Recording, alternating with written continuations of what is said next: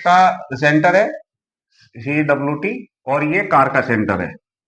सबसे पहले ओवरहेड की जो ब्रैकेट है उसको 1250 डीबी के अंदर, ओवरहेड से यहां से हद से हद ज्यादा से ज्यादा 1100 mm की दूरी पे रहेगी। इसको भी एडजस्ट हम कर सकते हैं ऐसे, ठीक है, आगे पीछे करके एडजस्ट कर सकते हैं कि यहाँ पे एक ग्रूव बना हुआ है, ठीक है, तो आपकी एक गाइड बच जाती है। 2 होल पे ये आएंगे यहां और 2 होल पे ऊपर 45 पीछे का, फिर ये साइड वाला 45 आपका, ठीक से यहां तक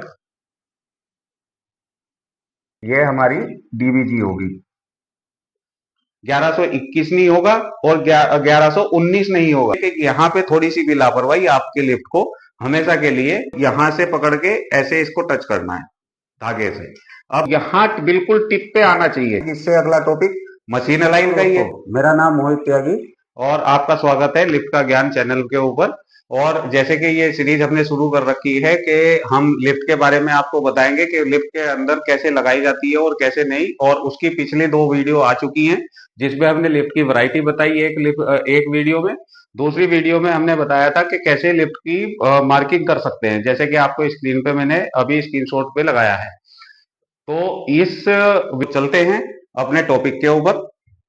तो जैसे मैंने पिछली वीडियो में आपको बताया था कि हमने मार्किंग जैसे कर ली, पूरी शाफ्ट की मार्किंग करने के बाद अब पहली लिफ्ट हमने कैसे हमें ब्रैकेट अलाइन करनी है और किस तरीके से गाइड उसके ऊपर लगाएंगे। तो पहले हम ब्रैकेट अलाइन करने का बताते हैं आपको दोस्तों। जैसे कि ये सेंटर हमने बताया था पिछले उसमें वीडियो में कि ये सेंटर हमें ड्राइंग से मिल जाएगा।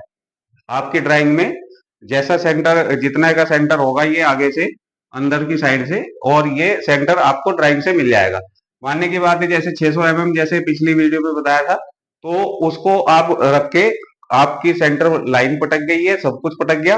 अब उसके बाद यहाँ पे हमें जीपी ब्रैकेट लगानी है गेयर्ड लिफ्ट के अंदर।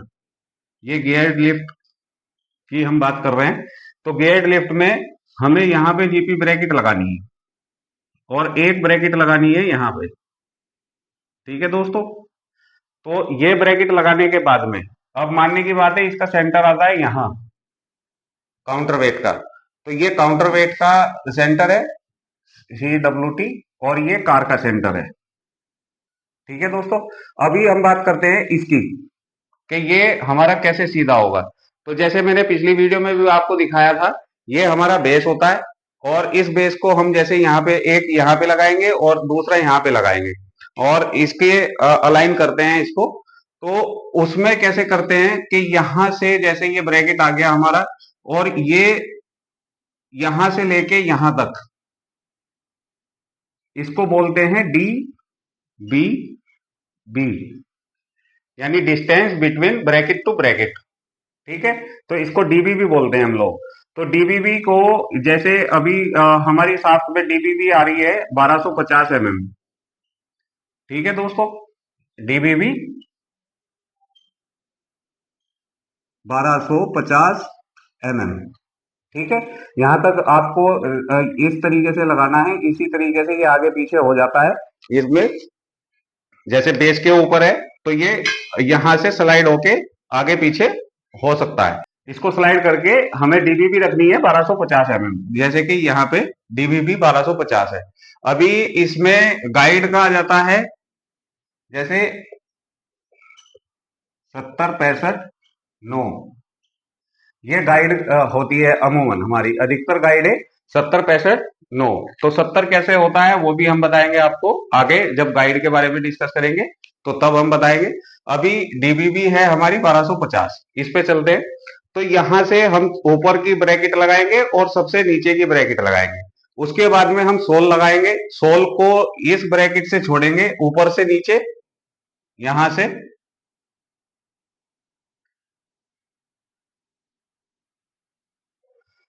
जैसे यहां हमने ओवरहेड में एक ब्रैकेट लगाई, एक इधर लगाई, दोनों का सोल हम नीचे छोड़ देंगे, ठीक है।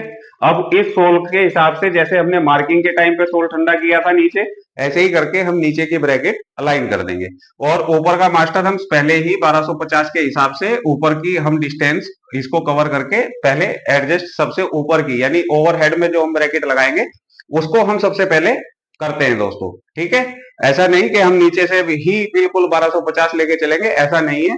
सबसे पहले ओवरहेड की जो ब्रैकेट है उसको 1250 डीबी के अंदर और इस सेंटर का ध्यान रखते हुए हम इसको लगाएंगे, क्योंकि मार्किंग हमने पहले कर रखी है। तो मार्किंग के हिसाब से सबसे ऊपर की ब्रैकेट हम लगा देंगे। जैसे मैंने पिछली वीडियो में बताया कि ओवरहेड से यहां से हद से हद ज्यादा से ज्यादा 1100 mm की दूरी पे रहेगी पहली ब्रैकेट छत से। ठीक है, पिछली वीडियो आप देख लेना, उसमें मैंने डिटेल में बताया था कि मार्किंग करते टाइम कि ये ब्रैकेट लास्ट की ब्रैकेट कितने पे रहेगी। तो यहाँ पे हम इसको अलाइन करने के बाद में नीचे तक जाएंगे, नीचे की ब्रैकेट सेट करेंगे जैसे सोल मांगता है, और उसको करने के बाद में वहां टाइट से बिल्कुल एक्यूरेट टाइट करके हम सोल को बांध देंगे। अपने प्लम वायर जो है वो पूरा टाइट करके हमें बांध देना होगा। बहुत टाइट करना है दोस्तों, टनाटन बोलना चाहिए सोल आपको, प्लम वायर आपका जैसे ही हिलाते हैं तो टनाटन बोलना चाहिए, यानी आवाज आनी चाहिए, जिससे कि आपका जरा सा भी 1 mm का भी डिस्टेंस आना है। ठीक है, आगे बात समझ में, चलते हैं। तो ऐसे ही करते हुए हम सारी ब्रैकेट नीचे से ऊपर तक की सारी ब्रैकेट हम लगाते जाएंगे। डिस्टेंस पिछली मार्किंग करते टाइम आपने निकाल लिया था कि पहली ब्रैकेट कहाँ लगेगी ब्रैकेट पिट के अंदर, और उसके बाद कितनी दूरी पे सारी ब्रैकेटें आपस में लगेगी। तो हम सारी ब्रैकेट इसमें लगा लेते हैं दोनों साइड में। ठीक है दोस्तों, तो यहां तक समझ में आ गया। डीबीबी 1250 अगर ड्राइंग में दी हुई है, अगर ड्राइंग में 1250, क्योंकि ये अब जितनी भी लिफ्ट लगेगी पूरी लिफ्ट 1250 के हिसाब से लगेगी। अब बात करते हैं काउंटर वेट की ब्रैकेट कैसे लगाएंगे हम लोग।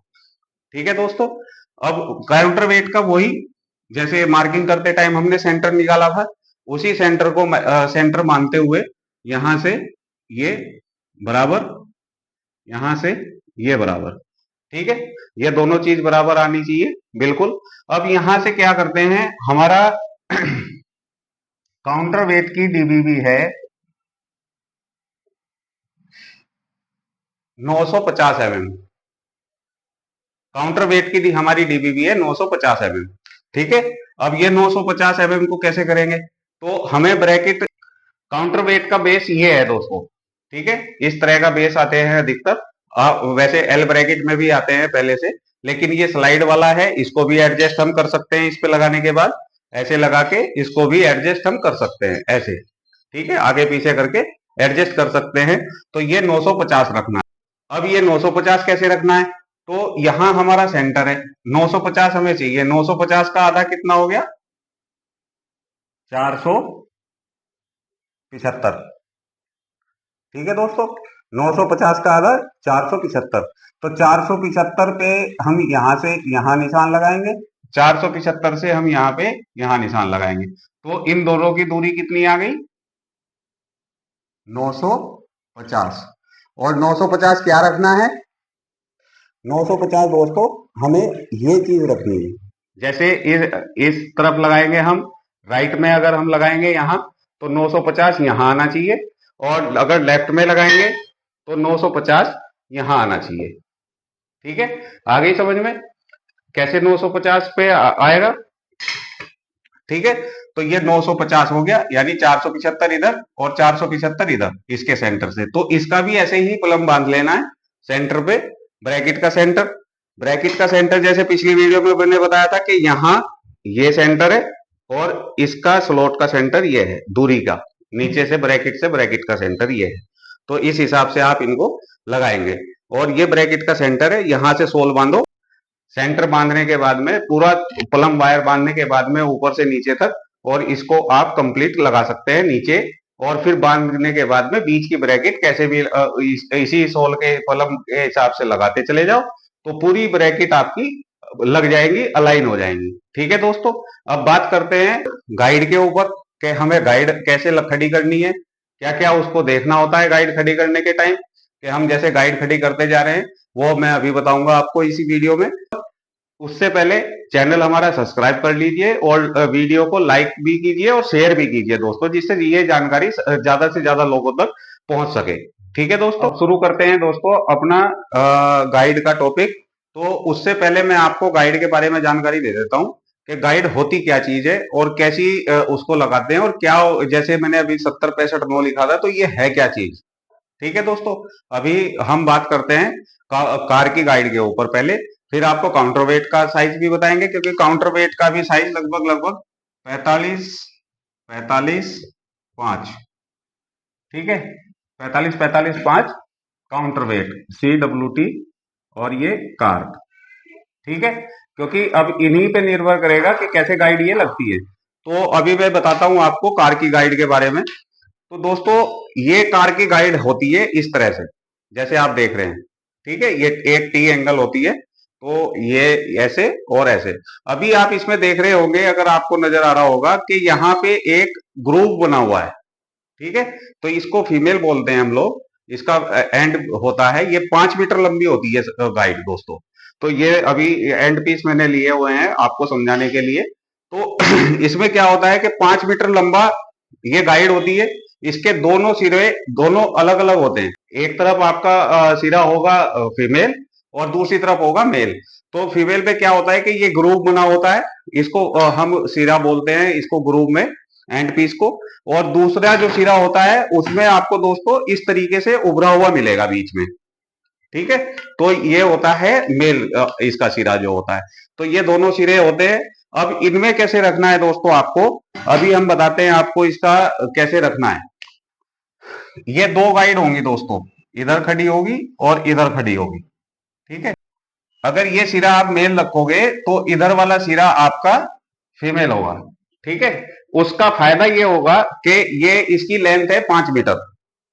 अब 5 मीटर की लेंथ है, सात की आपकी हाइट, टोटल सात की आपकी हाइट, जैसे यहां से यहां तक की सात की हाइट है ये तो ये बैटरी है आपकी 1250, 12,000। ठीक है, यानी 12 मीटर 500 mm, 1250, 12,500 की की आपकी सात की हाइट है। और इस गाइड की एक हाइट कितनी होगी, 5 मीटर। तो ये 5 मीटर आ गया। इसके ऊपर ज्वाइंट प्लेट लग गया, वो भी मैं अभी आपको दिखाऊंगा। उसके बाद में फिर ये 5 मीटर आ गया। ठीक है, अब ये बचा 5 मीटर बाई 5 मीटर, कितना हुआ 10। अब ये बचा 2.5 मीटर। अब आपको एक ही गाइड में से दोनों टुकड़े लगाने हैं, लेफ्ट, ये राइट का भी और लेफ्ट का भी। ठीक है, तो अभी हम कैसे लगाएंगे दोनों टुकड़े, एक ही गाइड में से दोनों टुकड़े हाफ हाफ कर दो। ये सिर्फ बताने का लिए रेफरेंस है, 12,500 जबकि आपका कुछ भी आ सकता है।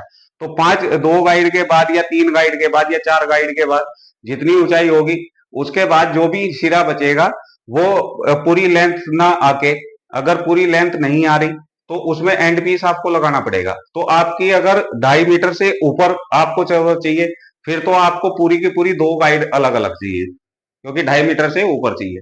अगर आपको 2.5 मीटर से नीचे चाहिए, अगर और आप इस तरीके से नहीं लगाएंगे कि एक का सिरा फीमेल ऊपर और एक का सिरा मेल ऊपर, तो फिर क्या होगा कि आपको फिर अलग से दो गाइड चाहिए, नहीं तो वो बैठेगा नहीं। वो बैठता कैसे है, जैसे मैं आपको बताऊं, जैसे ये हमारी गाइड है, ये नीचे की गाइड आपने फीमेल जैसे रखा हुआ है, ठीक है, या मेल रखा हुआ है। अब दूसरी गाइड बैठेगी तो इसके अंदर ये ग्रूव में आ गया। ठीक है, तो अभी आप देख रहे हो कि इसमें कहीं भी गैप नहीं रहा और बिल्कुल एक्यूरेट आपकी लाइन बन जाती है। ये देखिए, बिल्कुल एक्यूरेट लाइन एकदम सीधी आएगी, क्योंकि ये ग्रूव में बैठ चुकी है। ये देखो, हिलती भी नहीं है। ठीक है, तो अगर ये हिलेगी तो ये ऊपर वाली भी हिलेगी, नीचे वाली भी। तो इसलिए ये ग्रूव मिलाना बहुत जरूरी होता है हमें। तो इसके लिए ही हमें दोनों गाइड उल्टी ही रखनी पड़ेगी, एक का मेल ऊपर एक का फीमेल ऊपर। तो अब इसमें क्या होता है कि आप एक ही गाइड से ये 2.5 मीटर का टुकड़ा निकाल सकते हैं। तो होगा क्या कि एक का आपका मेल है तो दूसरी तरफ आपका फीमेल है। ठीक है, तो गाइड के दोनों सिरे आपके यूज हो गए, तो आपकी एक गाइड बच जाती है। अगर 2.5 मीटर से ऊपर है आपका एंड पीस, तो एंड पीस 2.5 मीटर से ऊपर है तो फिर तो आपको दो ही गाइड लेनी पड़ेंगी अलग से। तो उसके लिए ये मेल और फीमेल का ध्यान रखना होता है गाइड खड़ी करने के लिए। अब बात करते हैं इसकी साइज की, कि इसमें साइज में 70 क्या है, 65 क्या है और 9 क्या है। ठीक है, तो अभी मैं आपको दिखाता हूं, अभी मैं आपको क्या दिखाता हूं, कि ये जो सिरा है ये आपका 70 होता है, यानी ये वाला पीछे का जो हिस्सा है ये 70 mm होता है। ठीक है, अभी अगर आपको इस इंची टेप से नजर नहीं आ रहा होगा क्योंकि ये प्लेन है, इससे नजर आ जाएगा। ये देखो दोस्तों, ये है 70 mm पीछे का हिस्सा।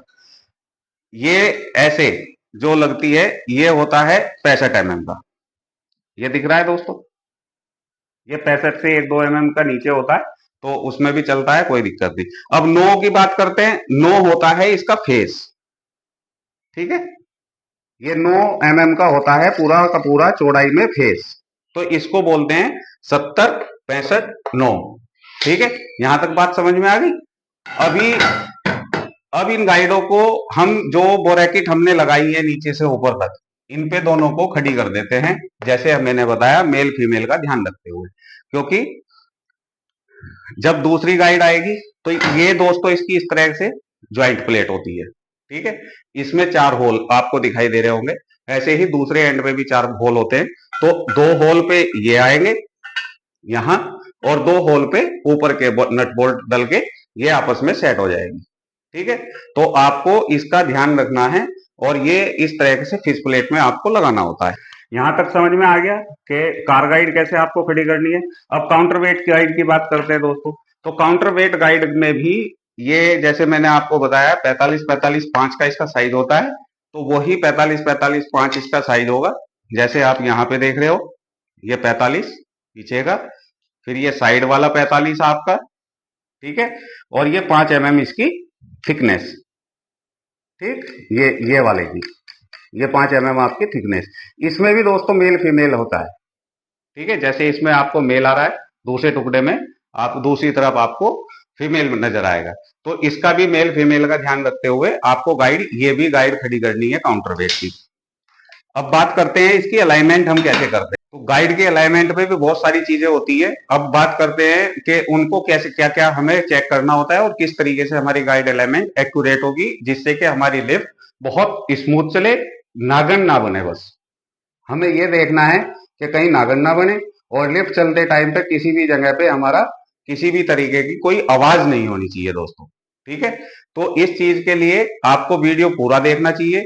आप स्किप कर करके देखते हैं तो आपको कोई समझ में नहीं आएगा, जबकि ये मैं बहुत इंफॉर्मेटिव वीडियो है हमारी, जिससे कि आपको लिफ्ट का पता चले।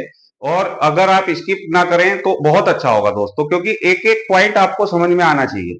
अगर कहीं पे स्किप कर दिया तो फिर आपको कोई समझ में नहीं, कुछ नहीं समझ में आएगा। ठीक है दोस्तों, तो चलते हैं आगे की जानकारी के ऊपर।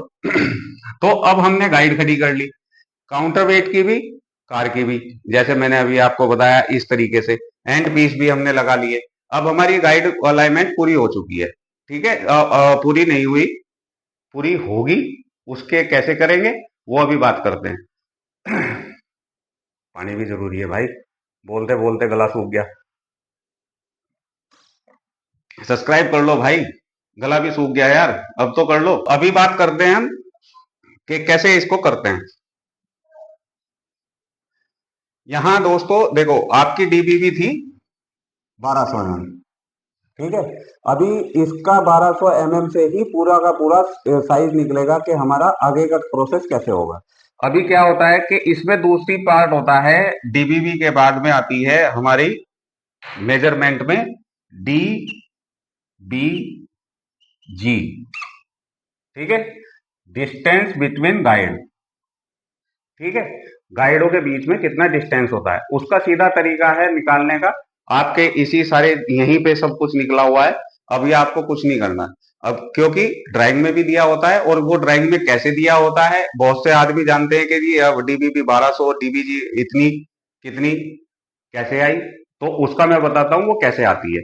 अभी आपकी डीबीबी है 1200 mm, आपकी गाइड का थिकनेस है, यानी आपका जो साइज है वो 65 mm, जो कि यहाँ पे इस तरीके से खड़ा रहेगा। मैं दिखा देता हूं। अब यहां देखते हैं दोस्तों, जैसे ये गाइड हमारी यहाँ पे लग गई, और ये गाइड हमारी यहाँ पे आ गई। ठीक है, ब्रैकेट के ऊपर। अभी इसका कैसे आएगी डीबीजी, डीबीजी कैसे आएगी, हमारी डीबीबी है 1250, आपको 65 mm है ये वाला हिस्सा, ऐसे इसका भी और इसका भी। ये 65 वाला हिस्सा है, ये 70 वाला हो गया, ये थिकनेस इसकी 9 mm की हो गई। ठीक है, यहां तक समझ में आ गया। अभी ये 1250 में से 65 mm घटा के कितना आएगा, तो 1250, ठीक है, 65 और 65 130, 65 65 कितना, 130। ठीक है, अब 130 इस 1250 में से माइनस करना है।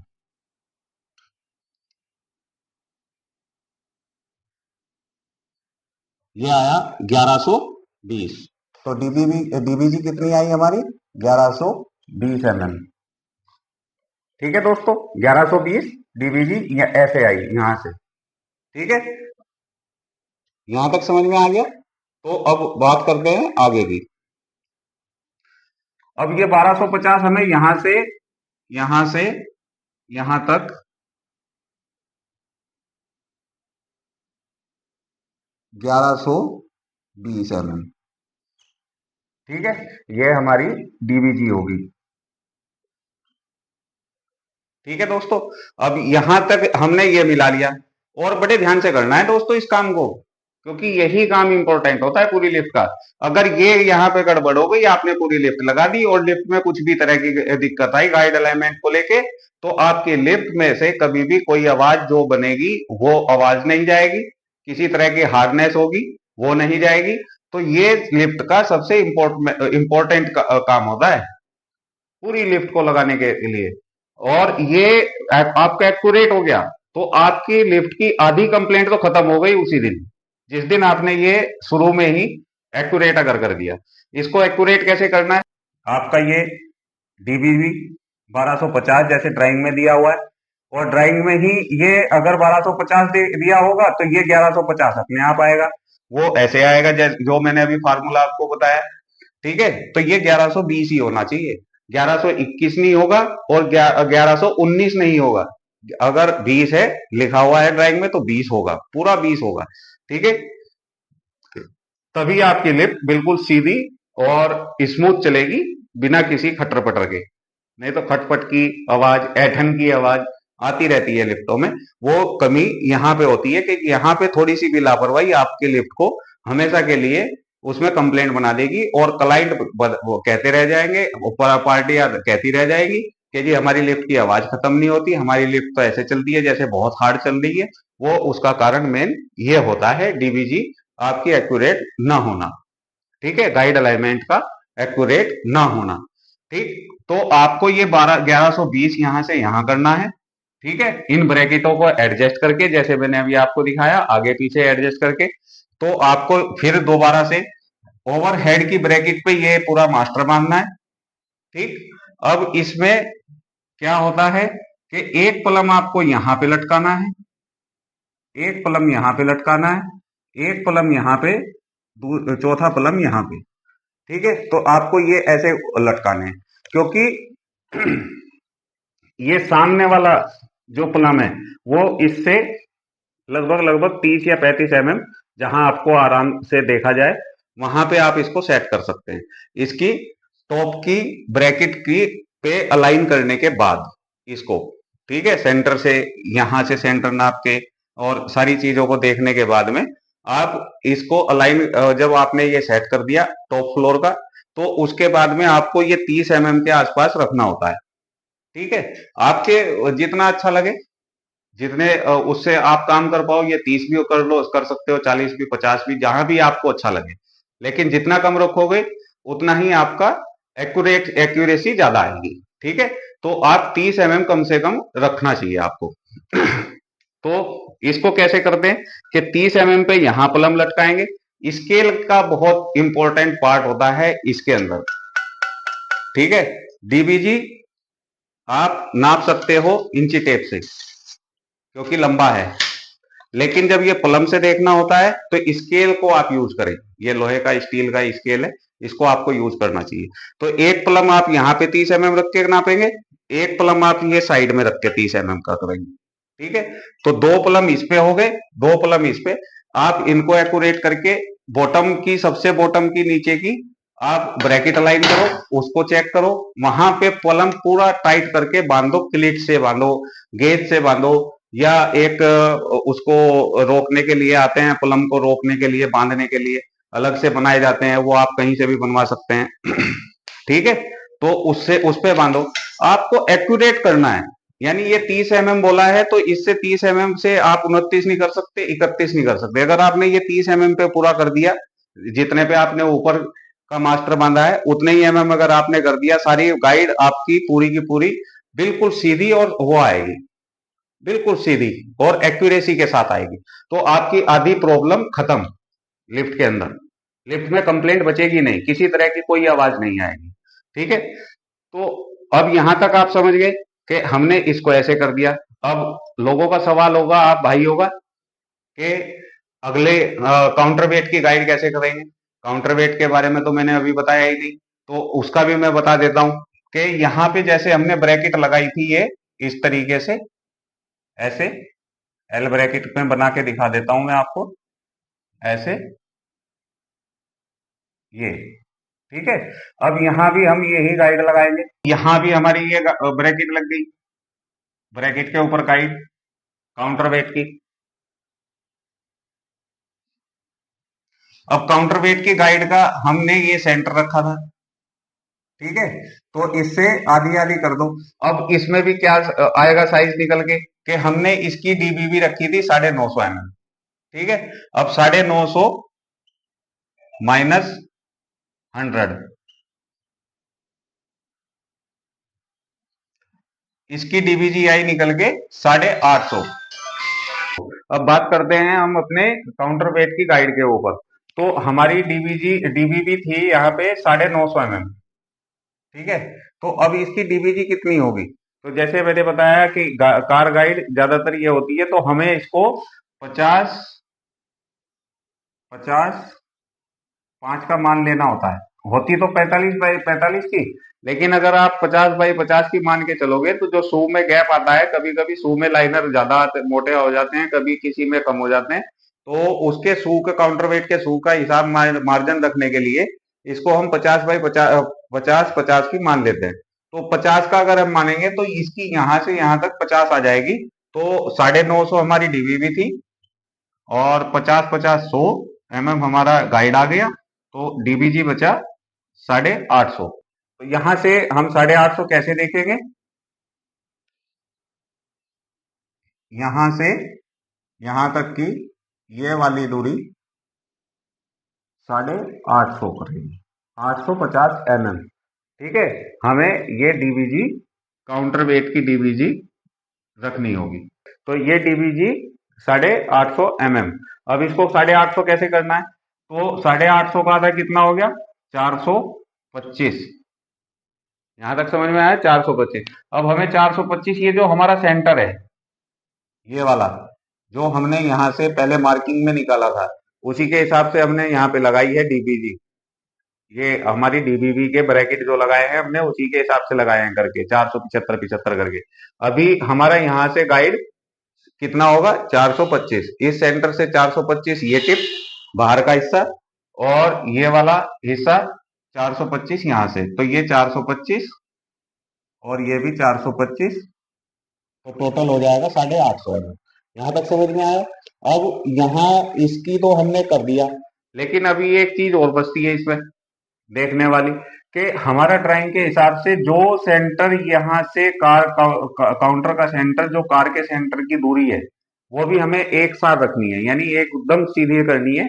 अभी हमने इसको कैसे किया था, कि इनका तो हमने सीधा कर लिया 30 30 mm रख के, लेकिन इनको कैसे सीधा करना है, तो उसका सीधा तरीका ये होता है दोस्तों। अभी मैं इसको मिटा देता हूं जिससे समझ में आ जाए ज्यादा। इसको कैसे करना है, कि यहां से यहां तक तो ये है, आप यहां से यहां तक तो पकड़ लोगे, इसको भी देख लोगे, लेकिन आपका हुआ इंची टेप तिरछा, आपने इंची टेप यहाँ की बजाय यहाँ पकड़ लिया, पकड़ना है सीधा आपको यहाँ, और यहाँ कर लिया, तो आपका मेजरमेंट फिर गलत हो गया। ठीक है, क्योंकि बिल्कुल सीधा आना चाहिए। अब इसका सबसे सिंपल तरीका क्या है, कि आपको इसको क्रॉस में चेक करना है इंची टेप के द्वारा, यहां पर इसका क्रॉस चेक देखना है आपको यहां पर। ठीक है, समझ में आ गया। इसका क्रॉस यहां पे चेक करना है, इसका क्रॉस यहां पे चेक करना है।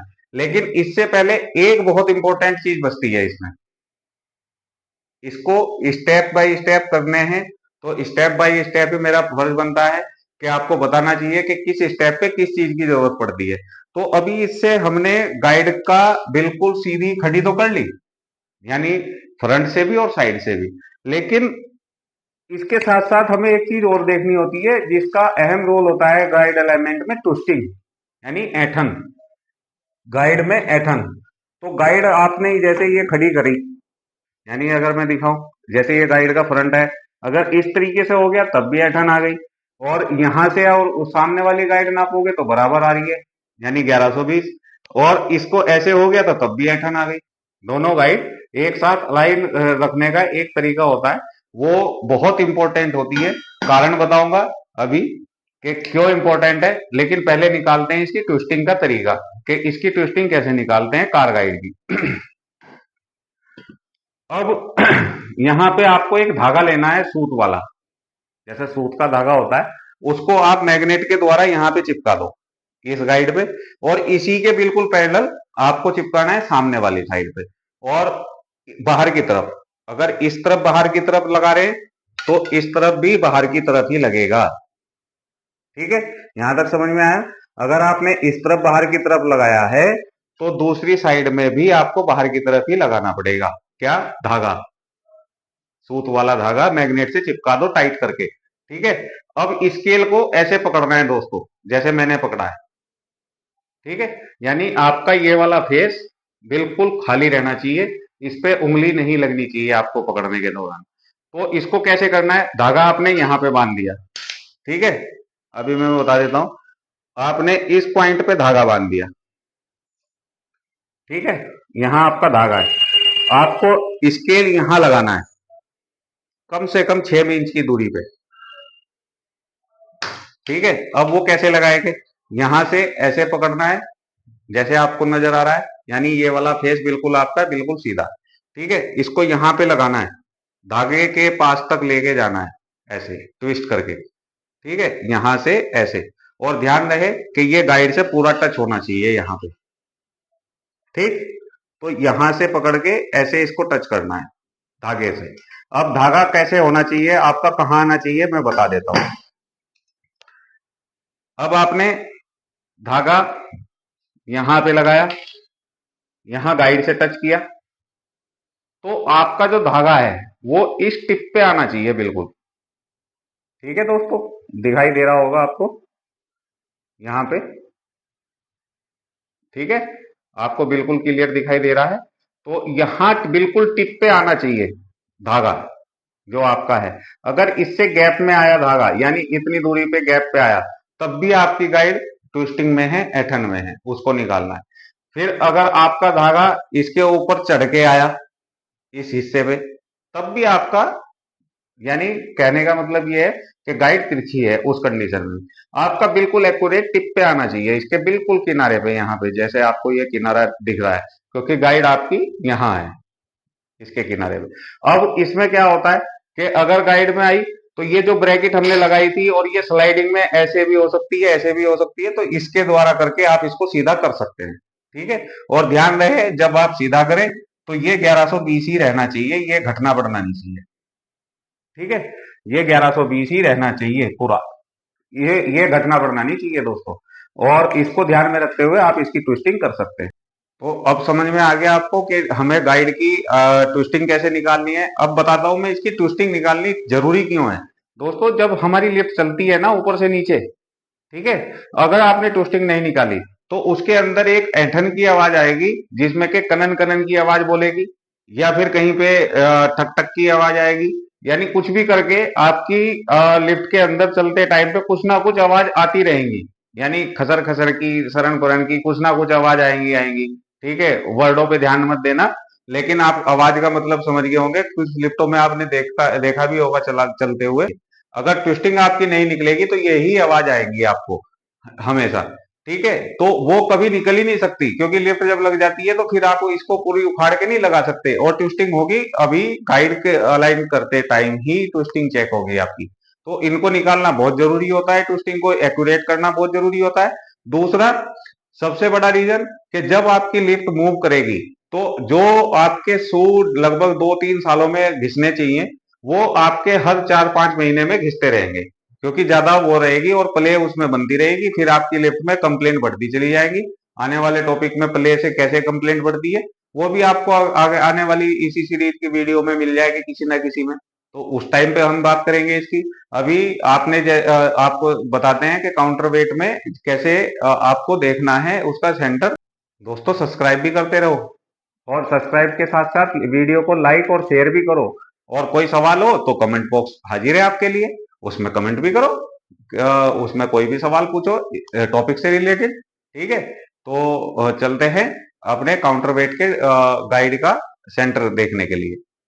और ट्विस्टिंग करने के बाद आप इसका क्रॉस कर सकते हैं दोनों का, यहां से यहां, यहां से यहां। तो आपकी होगा क्या कि ये गाइड, अगर ये सेंटर आपका 750 है ड्राइंग में, सेंटर टू सेंटर, यहां से ये सेंटर, ठीक है, 750 है।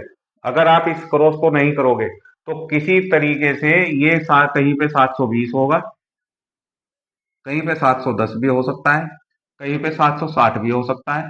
तो अलग अलग, और अलग अलग जगह पे अलग अलग हो सकता है। अगर आप ये क्रॉस से चेक करके इसको सेट कर दोगे, इनको टाइट कर दोगे, तो ये आपका सेंटर अगर यहाँ पे 750 मांग रहा है तो ये 750 ही नीचे तक जाएगा एक सीध में। उसका क्या होगा कि ये रखना क्यों जरूरी है, क्योंकि हमें मशीन भी लगानी है इसके अंदर जिससे लिफ्ट चलेगी। भाई मशीन तो लगाओगे ना।